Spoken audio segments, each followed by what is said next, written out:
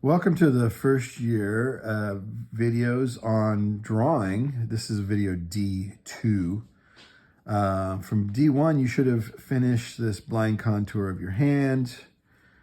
By now, your professor would have given you an Egon Schiele drawing that you were doing in fourths. This is the top fourth, the top 25%. I only drew this part.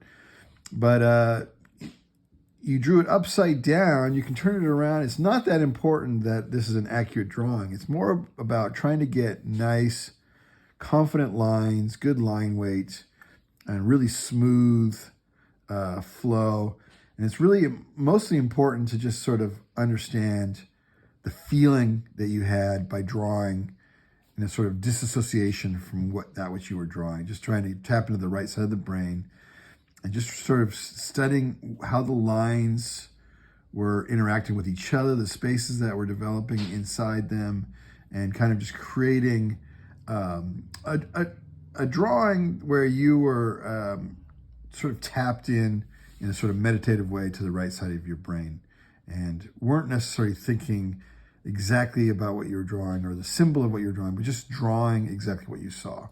That was the goal, was to get you get your mind to think and get your mind to see and your eye to think. So you also had videos P1 through P6 last week.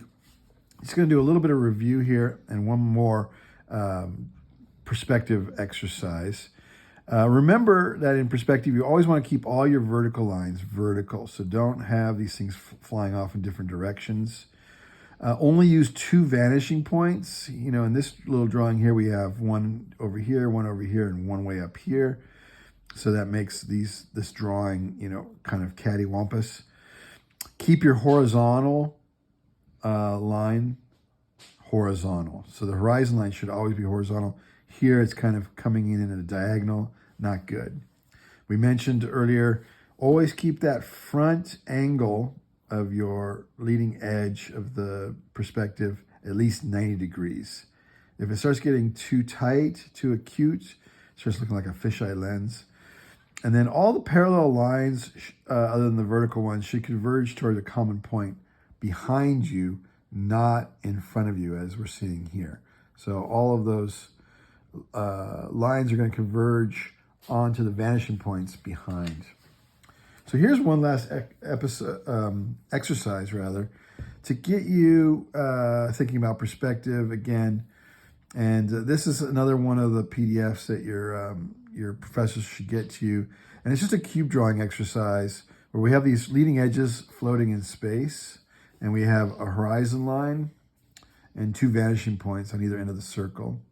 And what we'd like you to do is just kind of quickly go through and add some of those construction lines and then construct those cubes yourself, just so you get a sense of the perspective in these cubes. This is something you can do quickly, just like I'm doing here. We're not trying to do something accurate. We're just trying to get a feel for perspective in space and getting a sense of how the cube is, how we're seeing the underside of the cube when it's above the horizon line, how we're not seeing either the top or the bottom when it's on the horizon line, like we're seeing here, and how we're seeing the top of the cube when it's below the horizon line.